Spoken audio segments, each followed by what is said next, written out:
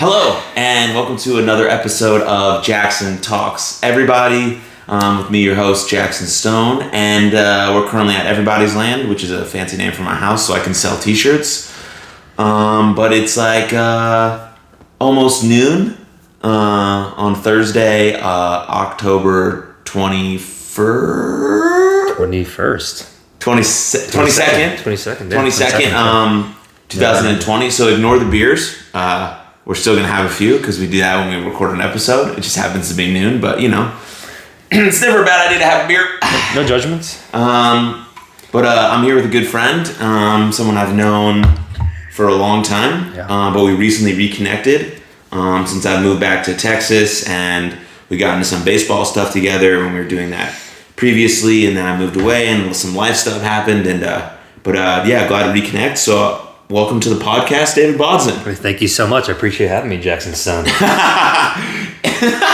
It's my favorite thing is to have people on this podcast that knew me before I made up my pretend name of Jaxon Stone, and to have them because my new roommate did the same thing. He was like, it's Jackson, Aaron. I'm like, it's all good. It's all good. And then I have the kids I coach calling you Jackson now, and they're like, that's a secret. You can't have that. But dude, good to see you. Good to see you. Good to be with you here on a Thursday afternoon and have a couple beers with you and talk about life. Yeah, I drink beers when I do this podcast, but I've never had anything but a Bud Light on here. Yeah, I saw the Bud Lights in there, and I thought this was a more special occasion. We might as well bust out the IPAs. So. Someone brought these over to my house when I had my housewarming party in January. Nice invite. Thank you for... Oh, man! Look, I'm having a Halloween party. You want to come over? Fantastic. You want to bring your girlfriend? Yeah, let's do it. Not on Halloween, though, because I got to coach. It's on nighttime. That's fair. Yeah, I'll ask her. Once you guys win the tournament, come through. Yeah, fair enough. Just don't bring the 13-year-old boys. We'll try not to. I'm going to say we're going to Jaxon Stone's house. Let's go. So yeah, a little background on David and I. Both big-time baseball players growing up. Also, David's also Jewish as well, so we had a connection through Jewish youth groups. He was friends with my sister, and so because you're about the same age as her, right? Yes, yeah, a year older. So 3 years older than me. So we kind of connected that way, and then obviously we connected through baseball. And then my mom, famous mom, found out that David was like a really good guy and also good at baseball. And so we started doing lessons together. He started giving me lessons, like pitching lessons on the weekends and stuff, which was super cool. And a lot of functional fitness stuff. And that's kind of how our journey began, wouldn't you say? That's accurate, yeah. I think we started off with the Maccabi games. Remember, oh my God, those were so fun. I think you were 13, you were 12 maybe? Yeah. And I was 18, and I became an assistant coach for Maccabi games. We won the bronze medal for that whole tournament. Yeah, we did. And that's how we came into each other's lives. And then I took a real interest in you as a personality. I really enjoyed getting to know you. And so through that and through obviously my relationship with Rachel, you would meet me up at Camel Green, and we'd do pitching lessons and functional fitness with stuff I was learning from Paul. Yeah. It's so fun. And so that's the small world of baseball and the small world of the Jewish community as well. Yeah, because it's fantastic. Yeah. So you love baseball, obviously. Yeah. Where did that love came from? Father? Really from my father. So the story goes that the day that my dad brought me home from the hospital, there was a big welcome home party. Okay. Welcome home, David. You're 4 days old. Welcome to the world. And my dad turned on a Rangers game, and Nolan Ryan was pitching and sat me in front of the TV. And the story goes that I was so fixated on the TV watching Nolan Ryan pitch that nobody could really mess with me at 4 years old, or 4 days old. 4 days old. So from that day on, I've just been a baseball mind. And by baseball mind, I mean I didn't know anything. I didn't know what up and down was, but I at least enjoyed watching Nolan Ryan pitch apparently when I was 4 days old. It was the colors and the movements were interesting to me, and my dad raised me to be a passionate baseball fan from then on. And that's how it started.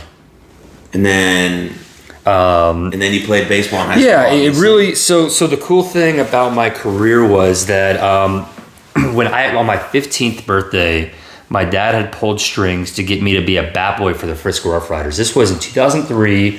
The Frisco Rough Riders were established in April. This was June 7th. of the same year. So for those who don't know, the Frisco Rough Riders are the AA team for the Texas Rangers. Yes, to this day. And Frisco, for those who don't live in Texas, is basically we'll just say it's a suburb of Dallas. Even though it's a massive city. We'll call it like Orange County is to LA. Yeah. It's a suburb. It's kind of LA. It's kind of not. So Frisco is a suburb of Dallas. So I got the opportunity to be a bat boy for the Frisco Rough Riders on my 15th birthday. My first day in the working world was in front of 10,000 people. Amazing. I'll never forget a guy by the name of Jackie Moore, who's a legendary coach, and Spike Owen, a legendary University of Texas third baseman and bench coach for the Rangers. Both of them were with the Rangers for a while. Were the coaches in the Astros organization for the team that we were playing against, Round Rock Express. And they messed with me. And they basically told me, hey, we need to get you the key to the batter's box. And so I ran in the middle of the national anthem 2 years post 9/11. Yeah. Oh. Where people are still very patriotic. Yeah, sure. There's 10,000 people booing me because I'm running during the national anthem. Oh my God. My 15th birthday. I'm looking for the key to the batter's box. I'm looking for a box of curveballs. I'm looking for all sorts of stuff. And they're sending me across the board. Like the umpires were messing with me. And so that was my first day in the working force as a 15-year-old. But it gave me a really cool opportunity. What was that? Yeah. Wow. Wait, like when you went home that day with your dad. I didn't know anything. And you talked about the game. Yeah. I also was at the game. I also just farted. It smells so fantastic. bad. Well, I'm just gonna smell this beer then. I'm so sorry. Okay.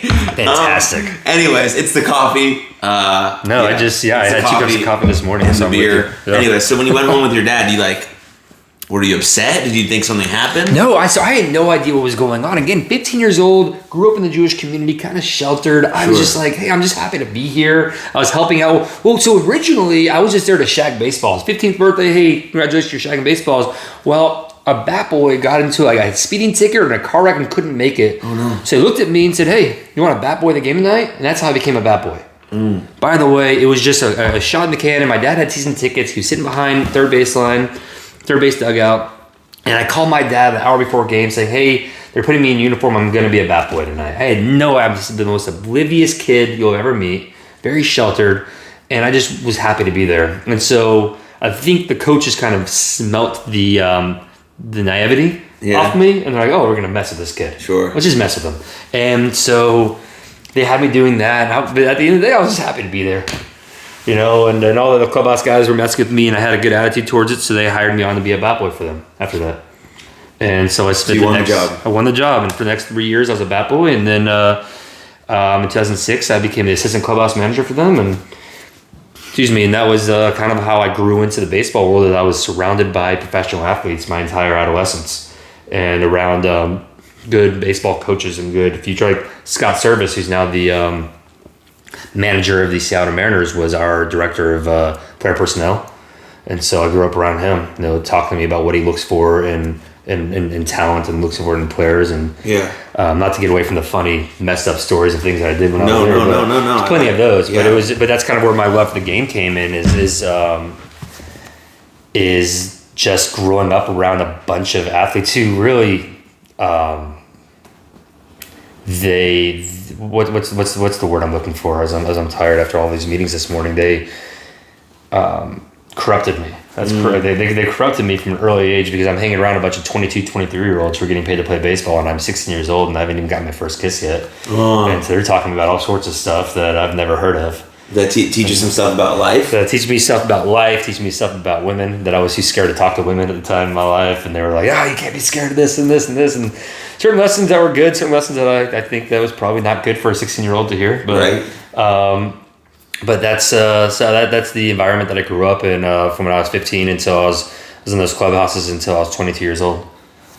And that's really a lot of my passion for the game comes from knowing a lot of the guys who made it to the major leagues and seeing how emotionally taxing it is to play professional baseball. As you would imagine, as you know from playing professional wrestling. Being a professional wrestler is you're always on the road. You're not getting paid necessarily a ton of money.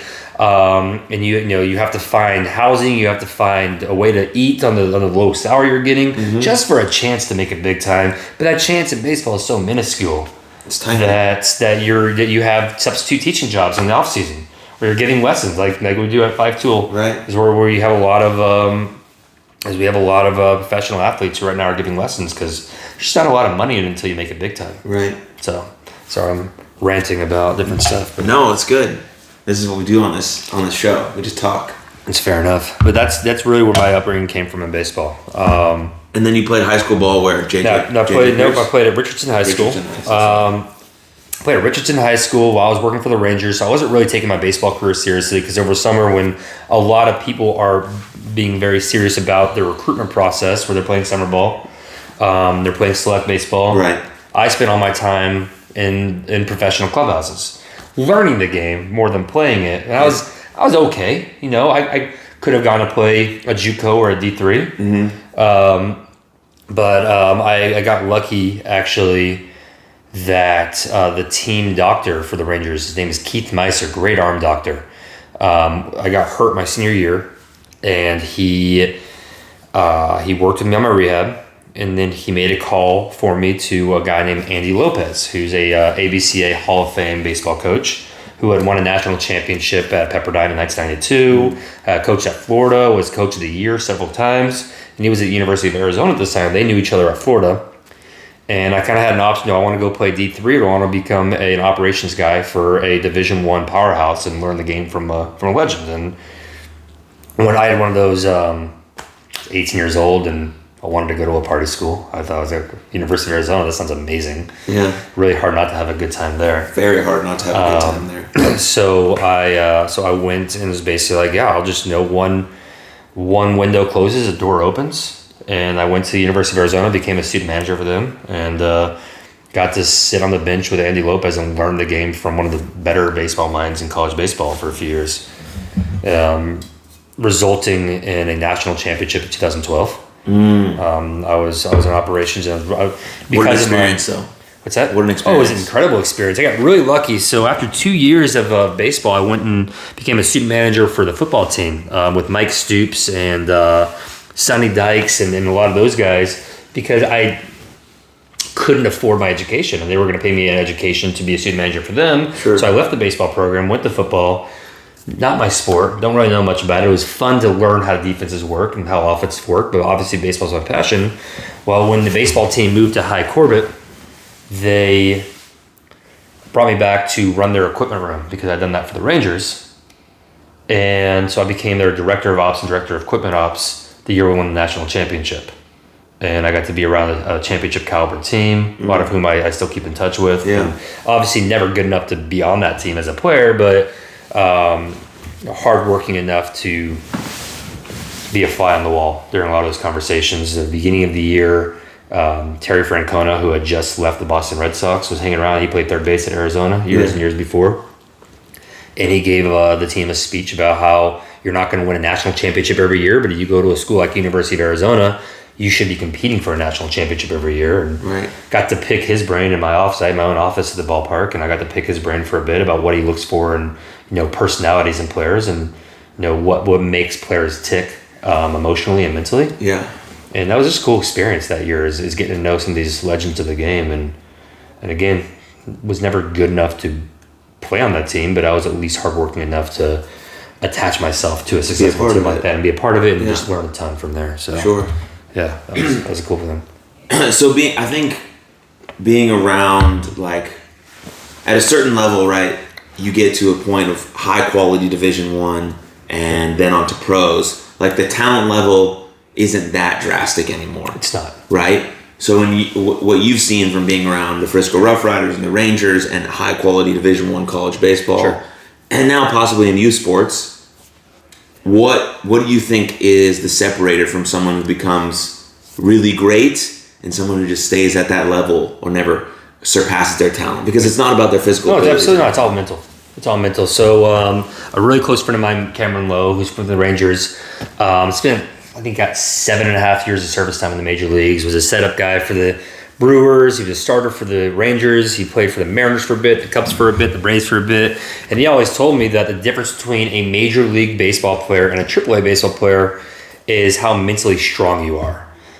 Because when you're a major league baseball player, you have 80 people gunning for your job plus potential trade candidates gunning for your job. And you're always disposable unless you're a Roy Halladay or a Cliff Lee at that point, or it's now a Bueller or a Clayton Kershaw, you're disposable. And they can always trade you for prospects. So are you mentally strong enough to take the bump every day knowing that, hey, I better have a good game or I might get traded or I might get cut or I might get sent down. Yeah. And at AAA, you're saying, hey, that's the job I want. Right. I want that job. And in the major leagues, it's, hey, I don't want that guy to get my job. So what are you doing to stay out of your head and to stay healthy mentally and stay healthy physically so that you can get the best out of your body and the best out of your mind you can? Yeah. To your initial points, the separation in terms of talent, I always compared high-level Division I as being a high-A baseball player. The talent level you're getting, if you're a really good Division I baseball player, you should, in theory, be able to make the jump into high-A baseball, like California League, where it's a hitters league, and go compete. Yeah. But again, people struggle with the change because in college at Division I, as you know, you're treated a little bit differently. You're a little bit more coddled. You have a good clubhouse. You have a good practice. You have good facilities. Go to high A, which is potentially the same talent level. You have a broken washing machine. Everything's shit. You're going, everything's shit. You're going off of about $1,500, every 2 weeks that you're living off of. For 7 months, you're living off of like $20,000 a year to try to make your dreams come true. In bad facilities, you're on a bus for up to 15, 16 hours with half a team that doesn't speak the same language as you, which is a tough culture shock for a lot of people if you're not bilingual. Yeah. You get in a tough situation where, and in the same thing for you, you look at the young men who come over from the Dominican, Venezuela, and they come over and they don't know English and they're expected to compete, but they can't really communicate with their teammates. And how tough is it for them to leave home where they have their loving families to come to America to have teammates who can't communicate with them, and then you have to have, baseball as a communicator, but it's really tough on your mindset. So the ones who are successful in overcoming it are the ones who can, take care of themselves emotionally. Yeah, because be very emotionally resilient. Like imagine this. Imagine you go to, we'll say you go to play baseball in Italy, and everybody on your team speaks Italian, and you don't know a lick of Italian. You're only speaking English. They can't speak English, and you're staying on a cot in a spare bedroom, and nobody speaks the same language as you, and you're not making much money. And how are you going to emotionally uphold to compete to your best of ability every day? And It's tough. It's really hard on your mindset to be able to do that. And I feel very strongly for any minor league baseball player who has to go through that on either side of the spectrum, because it's not an easy thing to do to get the best out of your physical and mental performance when you don't know what's going to come tomorrow, or you can't communicate correctly with the people who are supposed to be your brothers in arm on the field. Watch yourself. And so that's why, I mean, it's not a stellar situation to be in, and it is really hard on your mental state. It's super tough, yeah. There's so many parallels between baseball and wrestling, right?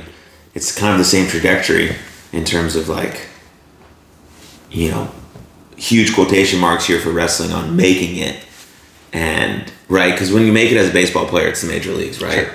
And you're making X amount of dollars every single day, because you're there. And wrestling is different. It's kind of what your vibe is and whatever you feel success is. But it's the same kind of trajectory. Whenever you start, it's nothing. You're starting out for the love of the game, for the love of the sport, and then as you build, it becomes a bit more serious. But you want to maintain that level of fun and maintain that level of love, or else all the hours, the sleepless nights, the no money, all that stuff. What's it for, right? Right. What's it for? Because not everyone is gonna quote unquote make it. So what do you have at the end of it all? You have memories, you have experiences, you have life lessons, you have friendships, you have all these beautiful things that you can build off of that I do consider making it. Because I spent a lot of time playing baseball, and the one thing I remember is the bonds that I have with the friends that I have forever. Yes. So for me, that's making it. Right. And in wrestling, it's the same thing now. I'm creating these memories and these moments and these experiences while also trying to change the business inside and out, because of the same mental, emotional toll that you talk about with baseball is even, I think it's even deeper as a professional wrestler, right? Sure. And so I think the definition of success is whatever you want it to be. Obviously, we want to make $10 million a year playing a sport that we did for $0 when we were 6. Right. That sounds amazing. That's a dream, right? Brandon Lowe talked about it yesterday before the game, before he hit 2 home runs in the World Series game. He's been waiting for this his whole life. But it's still just a game, and we do it because we love it. Yes. And I wouldn't say every guy in the majors would do it for free, but sure. Well, there's the old saying if you strip everything away, they would, sure. right? But they got to feed their family and all these absolutely. things. Right? And that's a huge thing. When you see a lot of people who are saying, Mookie Betts, why are you asking for that much money? Well, let's take a look at Mookie Betts before he became a major leaguer and a superstar in the game of baseball, and how much he was making before then, and what his struggle was. Well, a good example, Dak Prescott. Yeah. Dak Prescott in Dallas, everybody talks about, he's asking for $35, $40 million a year. That's crazy. Well, dude's been playing for $700,000 a year and putting his life on the line for 5 years, and he's been winning. So, yeah.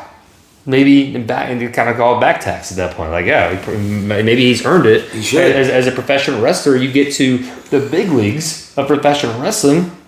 You deserve those $1 million paychecks because of how hard you've worked in the last 7 to 10 years. Not just physical toll on your body, but up here. And what have you had to endure mentally across 8, 7 to 10 years to get to where you're at now?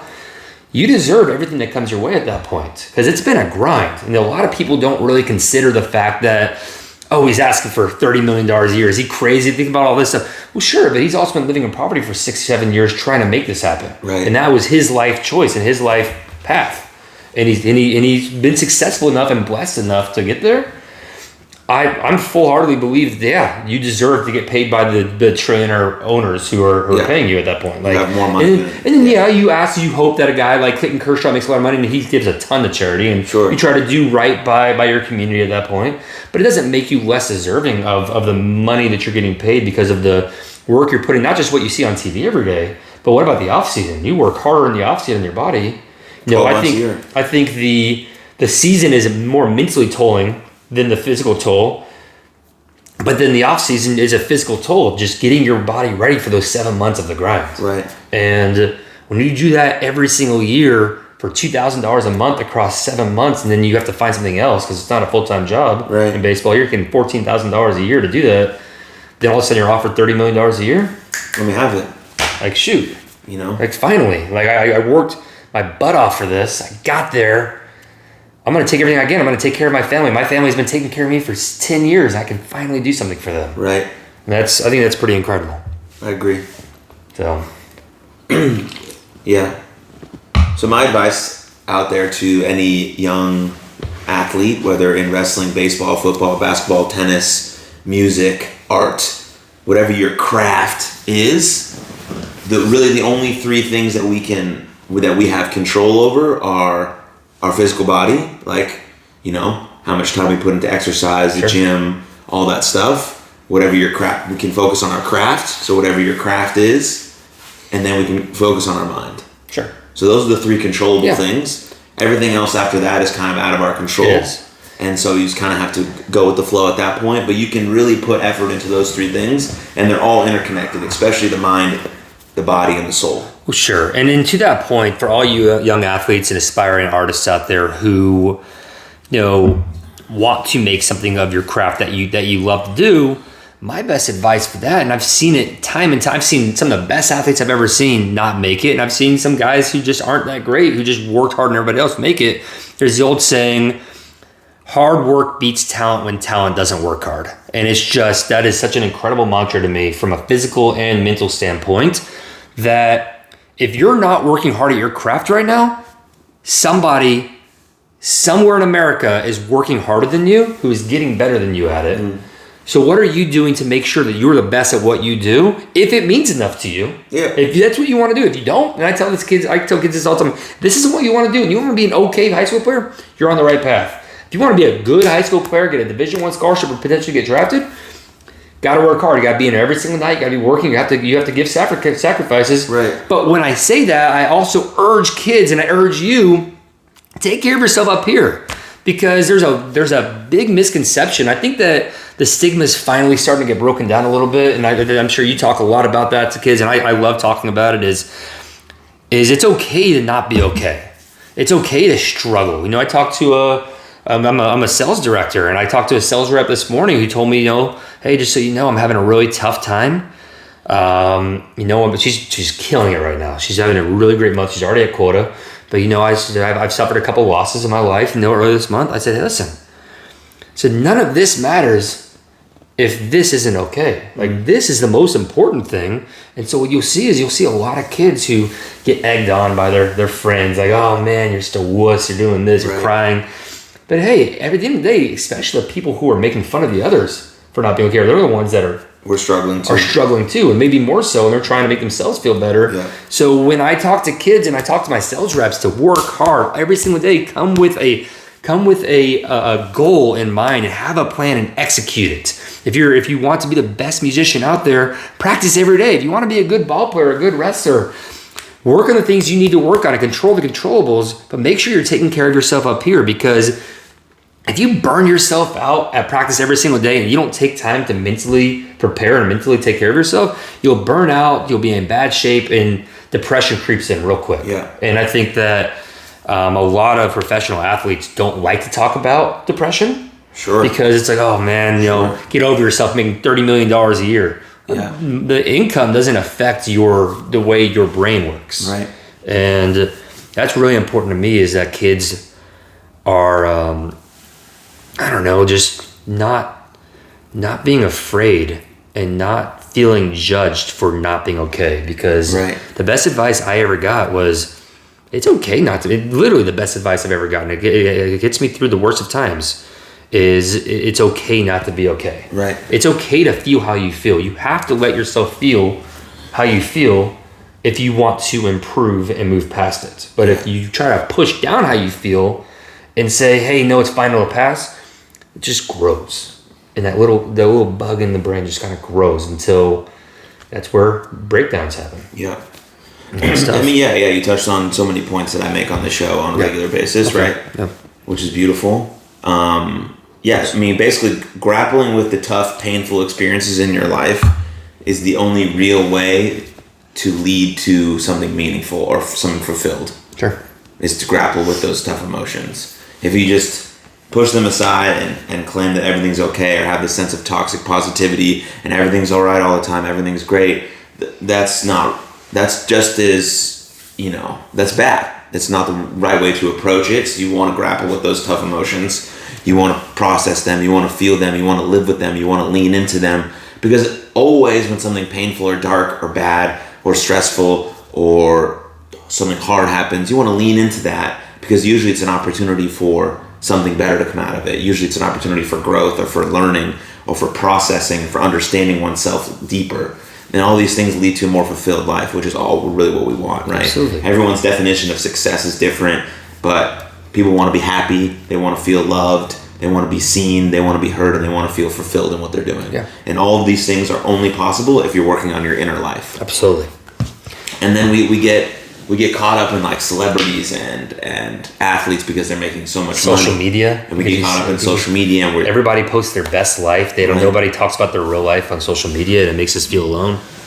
Exactly. And now, I now think the culture is changing a bit because all of the hard, traumatic shit that we've gone through collectively this year as just a whole group of people. And so now we're starting to be a little more vulnerable with how much we're struggling. And, thank God. And being alone and how much that hurts. And we're seeing shows on Netflix and these streaming platforms about real, raw human emotion, about love and ups and downs and all these things, and about how money doesn't cure anything. Money can, reduce stress. Money, can give you freedom to go on trips, but it does not take away painful moments or experiences. It doesn't take away anything. We're all human. We still all experience those difficult, raw emotions, and we need to lean into them, especially in times like this, or all the times, really, because bad shit is going to happen all the time. It's never not going to happen.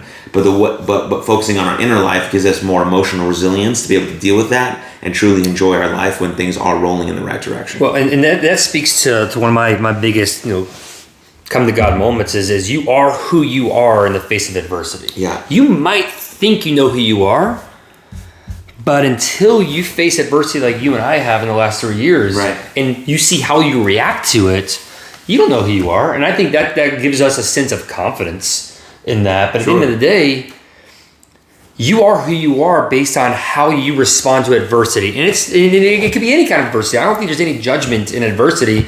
I always say, I lost my dad before I was 30. It was tough. You lost your sister at a very unfortunate time. It's tough, and those were the worst experiences of our lives. For sure. But I'm not here to judge you if your iPhone broke, and that's the worst thing that's ever happened. I think it's somewhat unfortunate that you've lived a cuddle life to where you haven't really been able to experience life yet. Yeah. But I'm not here to judge you to say, hey, suck it up. Like, get better. You freaking kidding me? You broke your iPhone. That's the worst thing. My dad died. Whatever. No, that's not how life works. If that's the worst day you've ever had in your life, my heart goes out to you. Yeah. Let's talk about it. Let's get through this, because you are who you are, in my opinion, as a human being, based on how you respond to adversity and how you improve. Because and the reason why I love baseball, and this goes out to all you baseball players out there, is baseball is a game of failure. You will fail. You will strike out. You will walk out. You will give up a home run. You'll make errors. Oh, yeah. Whether you want to or not, it will happen sooner than later, again and again and again. You are a better baseball player if you handle that adversity, bounce back, you flush it, and you say, hey, I made this error. Here's what I did wrong. Here's how I can get better. And that goes directly correlation to life. In life, and if you're young, talk to your parents about it. If you're older, you obviously know this, that life isn't all that fun a lot of the time. Life throws curveballs at you. And excuse my baseball euphemisms, that's my life. But we love it. But life will throw curveball after curveball after curveball to you, and you will fail. So how are we responding to it? How are we learning? Oh man, well, got fired from that job because I didn't do the right things. Well, back to the drawing board. I can't go to bed and not I can't just like not get out of bed. Life will keep turning. So what can I do to improve? And what can I do to do that? And then all the anxiety you're feeling to it, talk it out. Right. Find somebody to talk to about it, because like my initial point is, when you see anybody, you go to Walmart or you go to Target or you go to a baseball game or a football game, that you might look at somebody and kind of judge them, like, what does that person want? But remember that they bleed too, and they feel feelings too. And at the end of the day, you see for somebody who's panhandling, asking for money, you don't know if they're being real or not, but at the end of the day, they have their own personal struggles. And everybody has that. And it doesn't matter if you're making $100 million a year or if you're on welfare. Everybody has their own mental struggles they have to deal with, and everybody bleeds, and everybody sleeps, and everybody wakes up with different issues on their mind. And it's important to remember that you're never alone, I guess is the end aspect. No matter how you're right, the culminating aspect is you're never alone. Somebody's feeling how you feel. You might have to go to seek out who's feeling that way. I'll never forget when my dad was sick. I felt so alone when my dad was sick. Right? So for those, nobody knows who I am. So there's going to be a few people on who know who you are. Okay, fair. So the story goes that you can still explain. Yeah, I will. My father, back in like 2016, my dad was diagnosed with a very aggressive form of dementia called progressive supranuclear palsy. And what that does is essentially it shuts your frontal lobe off. So your thoughts are processed, right? Like, I need to eat, I need to pee, I need to stand up, but it gets lost in translation here. I want to say this, but I forget it here, because this is where it all processes. Right. And so he was basically trapped in his body, trying to figure out what he was thinking, but then he couldn't speak it because it would get lost up here. So he was always very confused. And so February 2017, I moved home to Dallas and I became his caretaker. And I just felt so alone. I'm sitting here at 29 years old and I'm changing my father's diapers. I'm showering him. I'm wiping his butt. I'm feeding him. And I'm 29. And this guy was like my freaking rock star, my superhero. Yeah. And it was so hard for me to go to bed every night, knowing the next day I was going to have to deal with this again and just watch my Superman slip into abyss. And I felt when he first got diagnosed, before I moved home, I didn't get out of bed for 3 or 4 months. Jason Botts, who I still want to connect you with. Hey, Jason. Hey, Jason. We'll send this to you. Love for you to watch this and get on here and talk about this stuff as well. So Jason Botts was my life coach for 3 months. Free of charge, was dude, I'm going to help you get out of bed. And he was basically telling me hey, today, get out of bed just to do your laundry. Right. If you do that, it's a win. Yeah. Like, count the small wins. Like, you're depressed, count the small wins. Hey, did you get out of bed to eat? Good for you, man. You got out of bed and you fucking ate dinner. Like, it's huge. And you start growing and growing. Like, hey, I'm still a human being. But when my dad was sick, I used social media as my therapy. I would share my experiences on Facebook. My mom would always say, maybe you shouldn't share this and this and this. And I was like, listen, at the end of the day, I'm here in Dallas. I'm doing this stuff for Dad. I need an outlet and I need support. And you can potentially call this begging for support, but like I just wanted other people to know my experiences in case they felt alone like me. Yes. And if so, they could reach out to me. We can talk. And you know what? It worked. That's a beautiful way to use social media, man. And I had people reaching out to me. I had one guy stop me at a football game, said, "Man, I just want to let you know that me and my dad hadn't really been on the best terms, but I read your post about your dad, and I always ended it with, tell your parents that you love them." Right. And I always said, tell them, all my posts, tell them that you love them, because you never know if it's going to be the last time. And he goes, I told him that, man, and we're a lot better. I just want to let you know. And that melted my heart. I was like, shit, I feel like I made a difference based on my experiences. Say that again. I feel like I made a difference based on my experiences. Yes. And I was sharing my experiences, and I was sharing what ailed me and what my pains were. And I realized, hey, I'm not alone.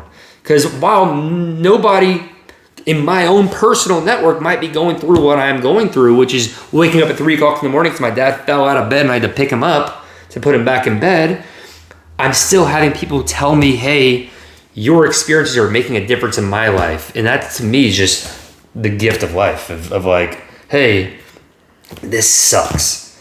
But I find solace in the fact that I'm not the only person in pain right now. Right. And we can help each other through this. Yeah. And that's it. That's the key to it. That's the key to creating, real, genuine human connection. That's the key to how to use social media as a tool for positive, optimistic, loving connection. Yeah. And so where are you at now from let's say a year after your dad died, right, to when we were together on the baseball field 3 years after your dad passed? To the day on the baseball field. When I'll never forget when I put my dad in a home in May 2017. He needed it. Joel, what's up, man? How y'all doing? What up, fam? You going to Walmart? Going to Wally World. Okay. Later. See ya. So when that happened, I suffered a lot with my personality, who I was as a human being during that. I didn't really know who I was until life called, and I moved home and I took care of my family. And then I realized, hey, I'm a freaking badass. I'm the kind of guy who will quit his job, move home, and take care of his family, and use his whole life savings to do it, just to make sure that my mom's life is a little bit easier, my sister's life is a little bit easier, that my family can breathe a little bit easier because there's somebody there who can do it. Right. I remember returning back to Austin in May 2017, and I had never had more self-confidence in my life. I was like, okay, now I know what kind of human being I am.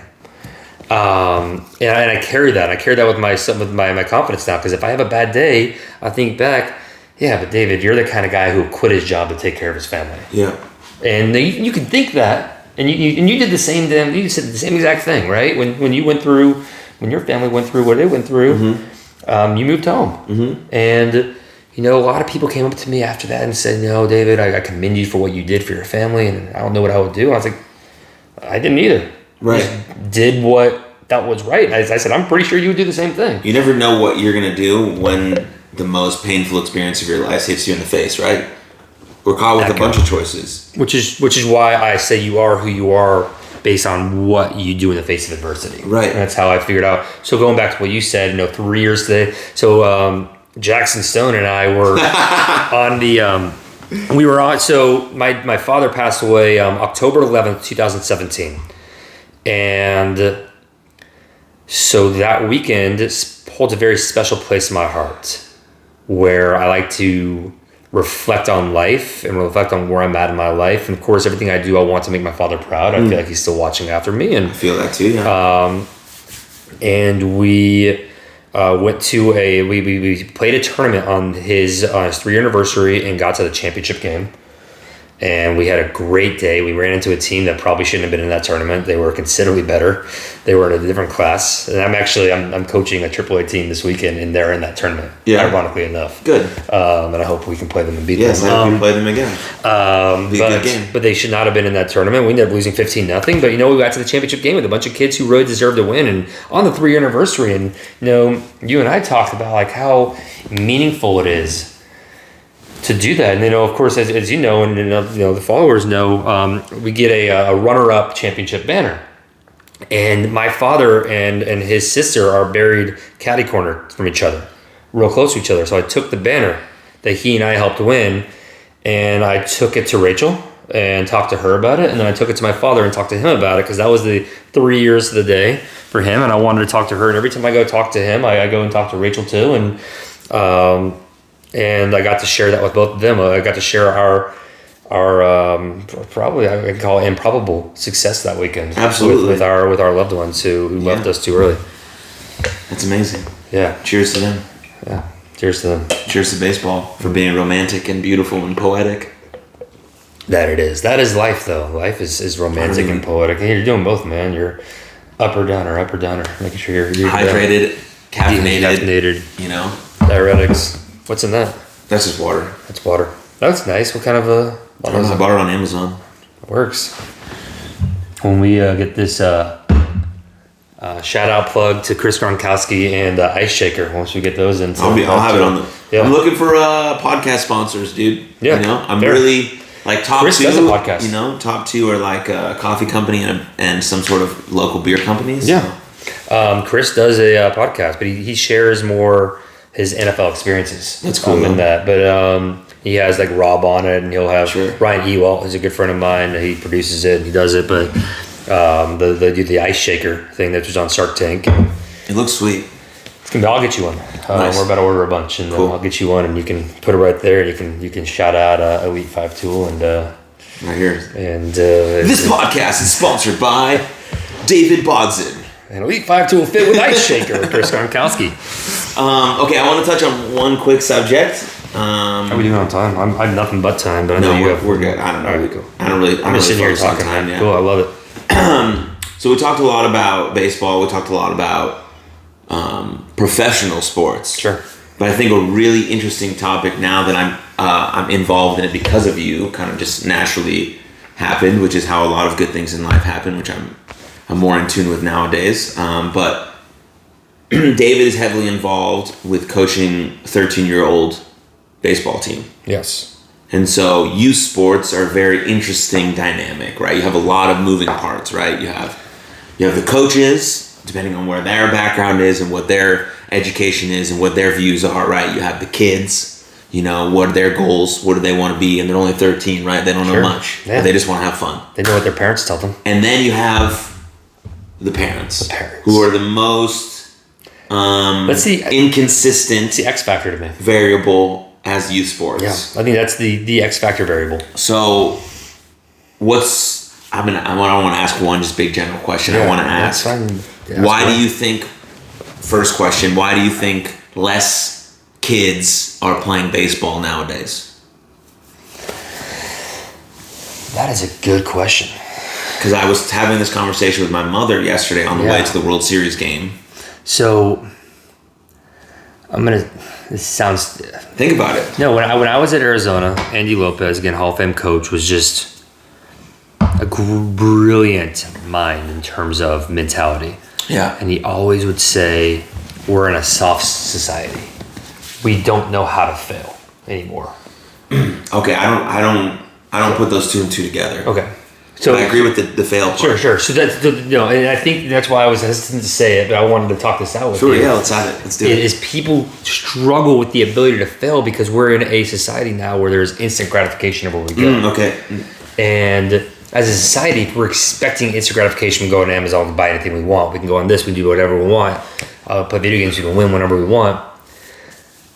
I find it's tougher in baseball than it is a failure sport. It's a sport, it's a sport where you will fail. Yeah. And you don't have that instant gratification in baseball. Mm-mm. And I think that turns off a lot of kids. Sure. And And I think that I'm not sure if that's a generational thing, and it doesn't take away from how strongly I feel about the mental aspect of loving yourself and know. But I think it's very important to go into a life experience knowing how to fail, because if you don't, you're going to get hit hard later on. Yeah.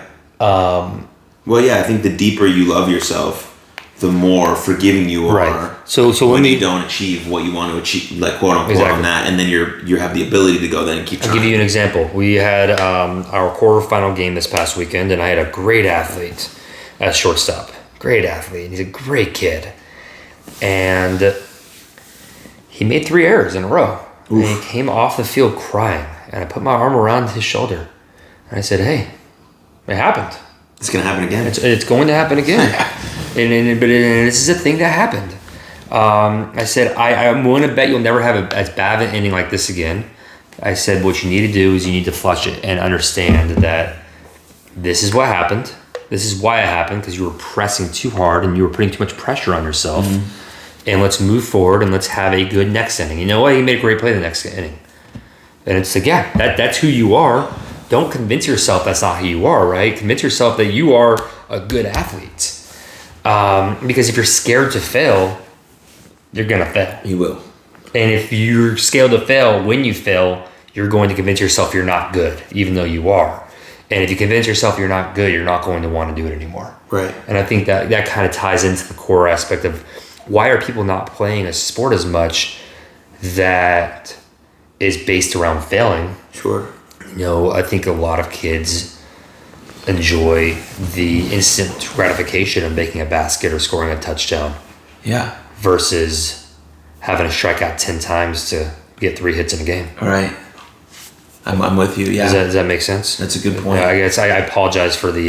No. We can edit out what I first said. I was trying to. No, I like it. I didn't know where you're going with it. Yeah. We don't edit out anything. Fair. I don't want to make anybody feel lesser than they are. That's obviously not the case. I think that's where we're at as a society, is people just don't like to fail. They like to avoid failing where they can. Yeah, we'll try to avoid it. I agree with that. But when it happens, and we don't know how to deal with it anymore because we didn't do it earlier. Yeah, because we're not used to it. You look at a baby. Well, a baby falls down a bunch of times before they finally always gets walk. back up though. Yeah, can always walk. And we started. It's ingrained in us to compete, and it's ingrained in us to get back up and try again. We've been doing it since we started walking. Yeah. So what is it now that has us scared to fall over and try to get back up? Yeah. Which again, we can tie right back into the social media aspect. All we see when I deleted my Facebook for this exact reason. Oh, did you? It made me so self-conscious about what was going on in my life. I was pretty happy with what was going on in my life, but a lot of negativity on there. And then like, hey, I'm here on a beach. Look how great I'm doing. Well, we're in the middle of a crisis, and a lot of people are struggling. And I just, like a lot of people look at that thinking, man, if they're doing that, I must be doing something wrong, because that goes in the same graduating class as them. Yeah.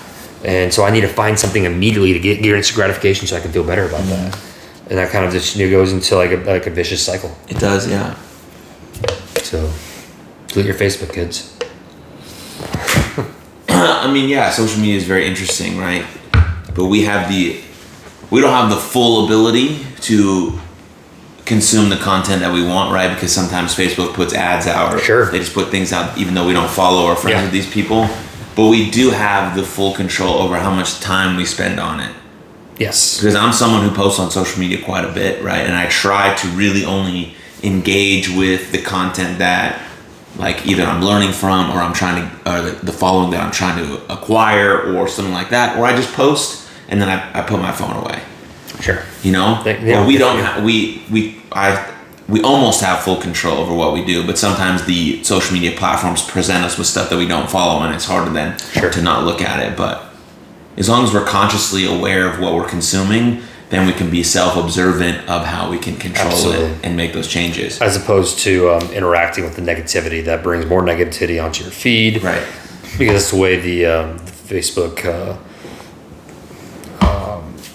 code algorithm works, is if you interact, you get more of that.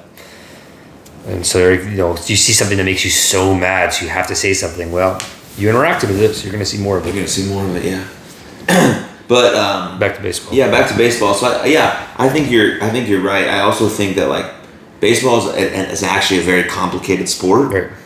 And so for parents and for kids, if you don't understand, if a parent doesn't really understand the sport, they're not going to really tell their kid that they should try out or go play. I mean, most parents should be telling their kids to go play everything and try everything and do everything, and just like have different awareness of your body and just do whatever arts and crafts and sports and baseball or whatever, and then let the kid decide.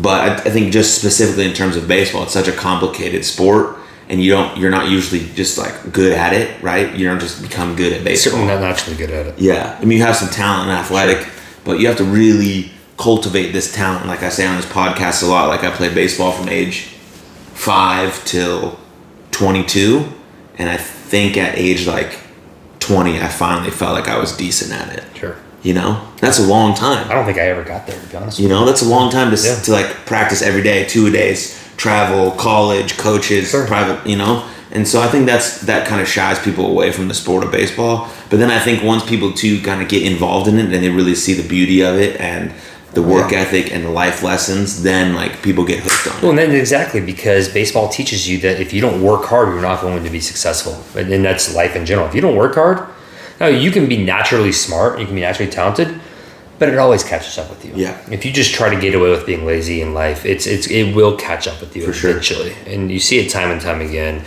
Whereas if you're a hard worker, it catches up with you. If you feel like you're spinning your wheels and nothing's happening, eventually all that hard work will pay off, even if it takes a little bit longer than you first anticipated. Something good will happen. Just keep at it. Keep going. Keep pushing forward. Okay, so another topic of the youth sport is parents. Sure.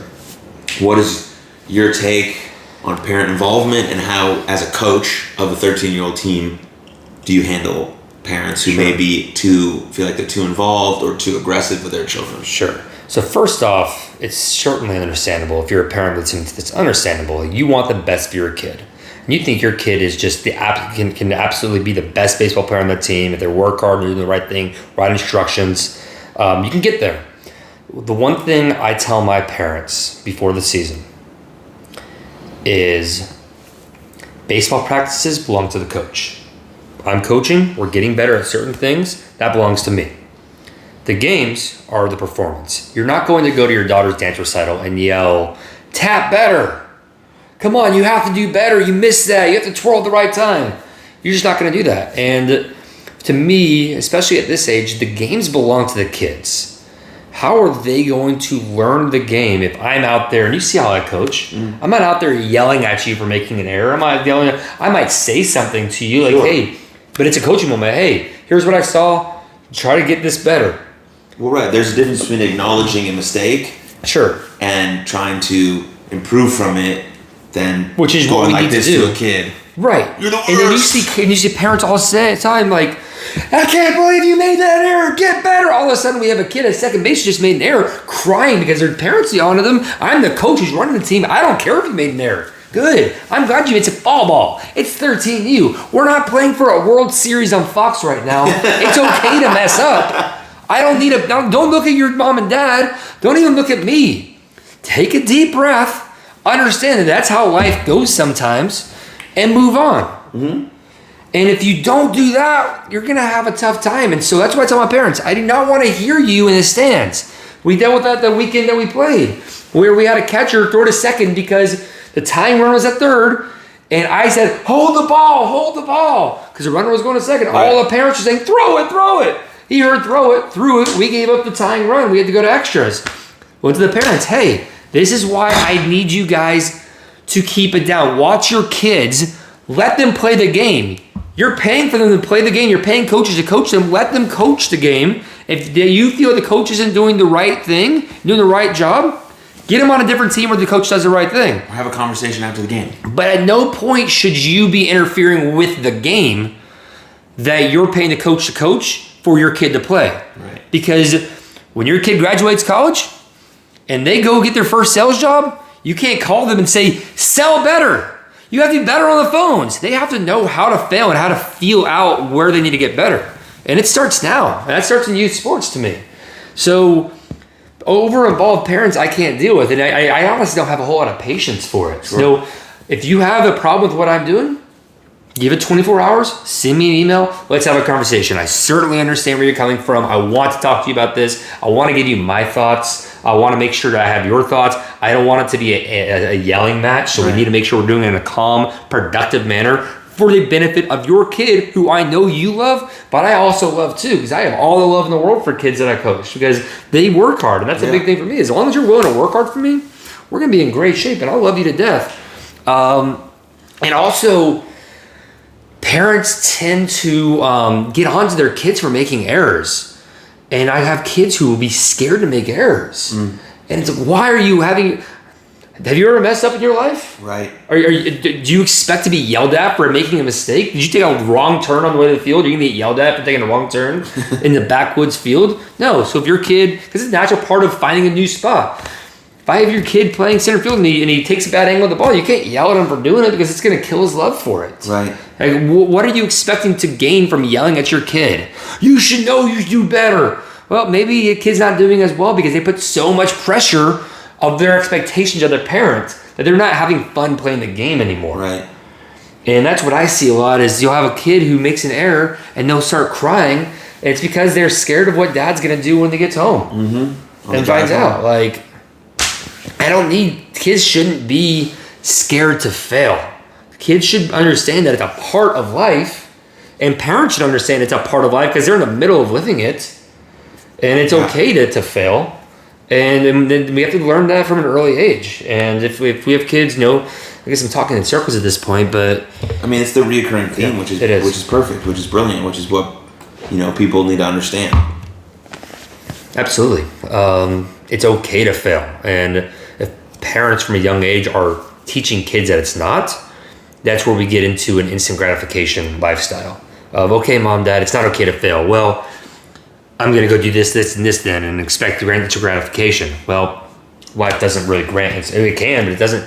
I don't think it's a very healthy lifestyle. Very rare moments do you get exactly what you want in the moment that you want it. And you always there's the old saying, when we talk about life in general, is everybody has a plan A. Very rarely is plan A work. You got to have a plan B, and even sometimes a plan C. You're probably end up going that. Like even if end goal is here, it's never this. Right. Well, right. It's right here. It's here. Like it's I'm here, right here, where I want to be right now in my life. But I was here 2.5 years ago. I was probably here about a year ago, and now I'm here where I want to be. But man, it wasn't easy to do. And I'm telling you, if I didn't know how to fail, and I didn't have life kicking me down at every turn for 3 or 4 years, I wouldn't be here.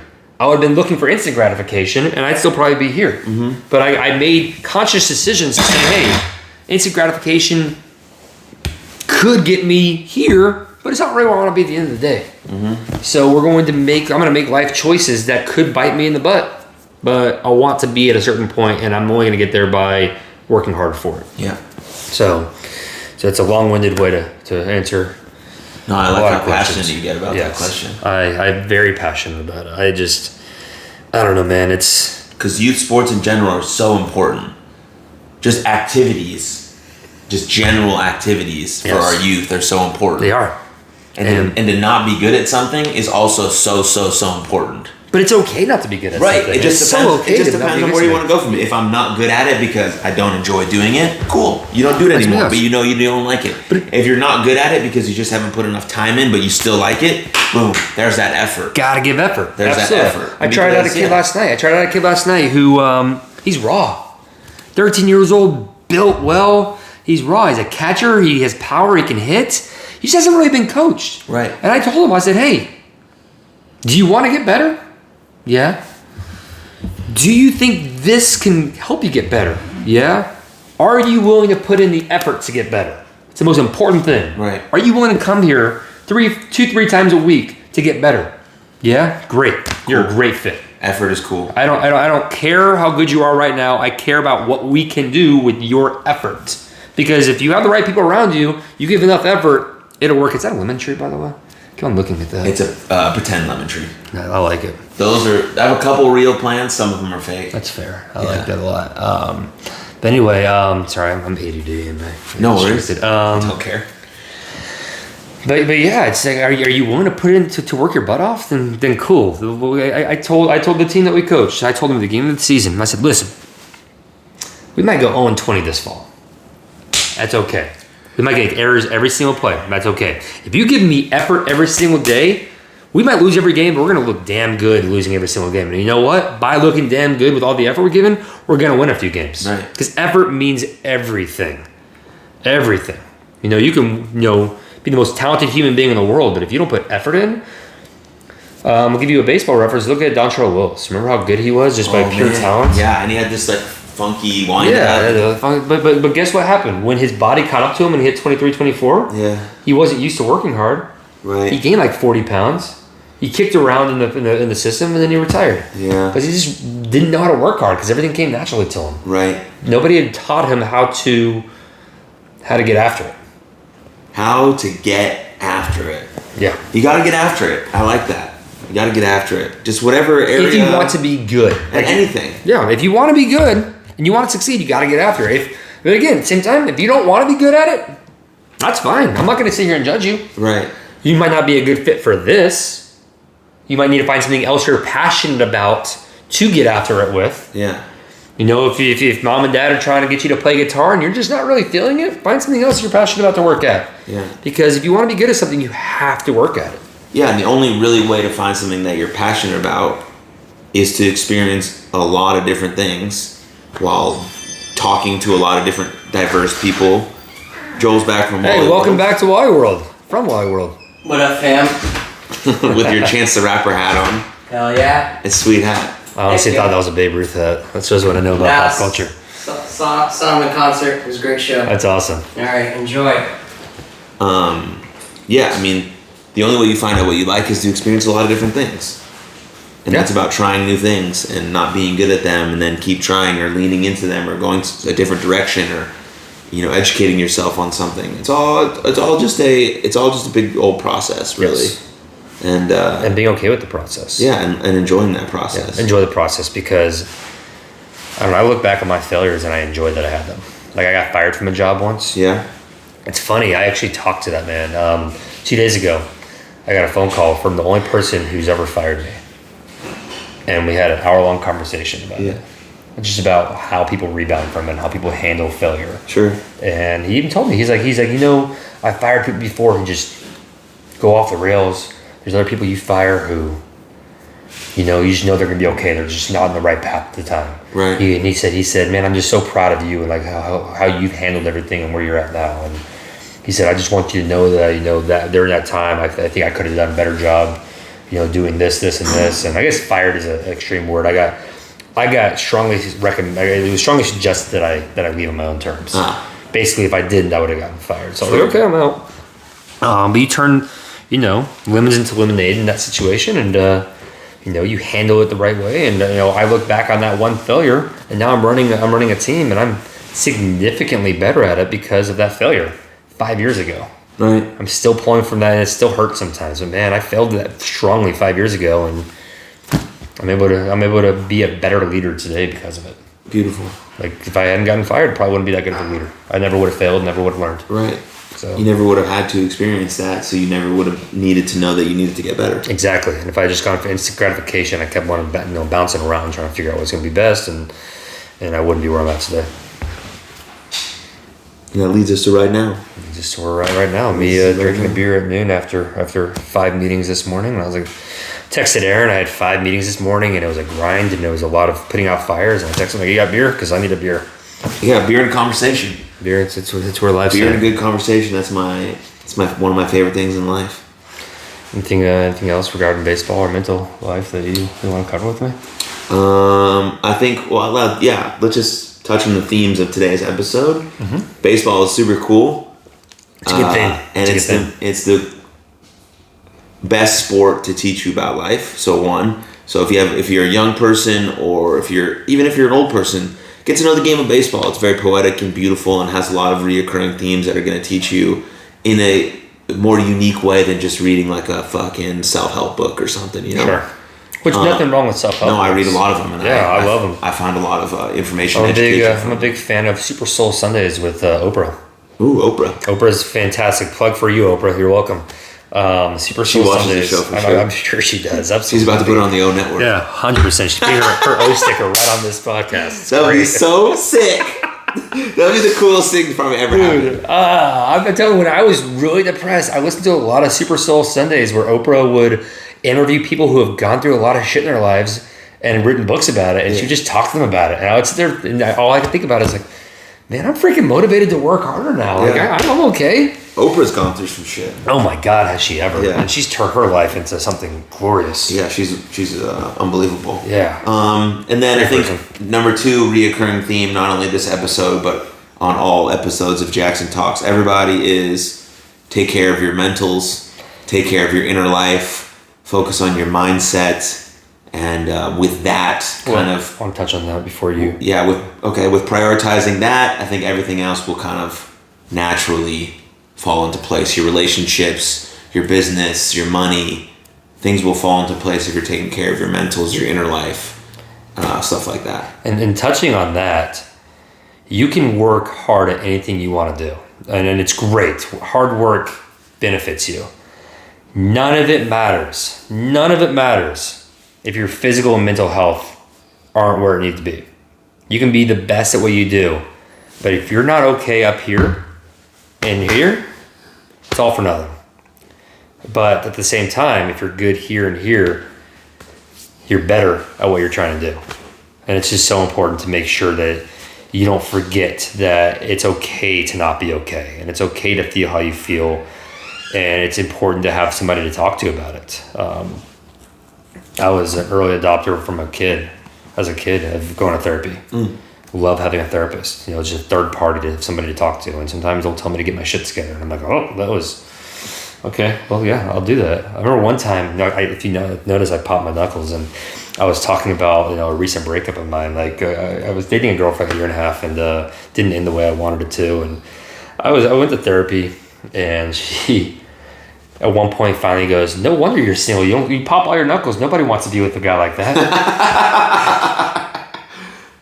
Like, well, it was super harsh, but okay. Wow. That's fair enough. Thank God now I have the love of my life. Yes, shout out to Lulu. Shout out to Lulu. Love you. But and she's okay with me popping my knuckles. So whatever, therapist. There you go. You want it. Yeah, and also remember that rest and recovery are 2 of the most important factors in overall health, happiness, success. So even though the grind and working hard is very important, rest and recovery and taking time for yourself is just as equally as important. So remember that as well. All right, closing thoughts, closing remarks.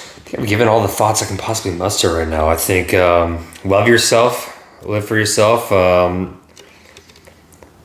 Your family and yourself are the most important things in life.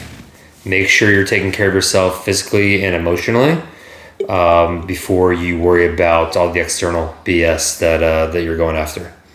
Because at the end of the day, you strip it all away, all you have is your mental health, your physical health, and your family. If everything else goes south, you still have that. And so make sure to attain to that and to focus on that first and foremost before you worry about the stuff that at the end of the day might not be there. I couldn't have said it better. So we're gonna end on that. That's gonna be my closing remarks for today's episode. Please, if you enjoyed this episode or any of these episodes, share them with a friend. Tell your buddy, tell your next door neighbor, tell your colleague, your peer, your roommate, your friend, your girlfriend, your boyfriend, anyone. Please rate, review, subscribe, comment, like. Thank you for being a part of this community. Don't forget that you are loved. You are not alone. That's right. You are loved and you are not alone. Unequivocally, doesn't matter who you are, what situation you're in. You are loved and you are not alone. Boom. Thanks for watching. Cheers. Love you guys. Hey, jinx.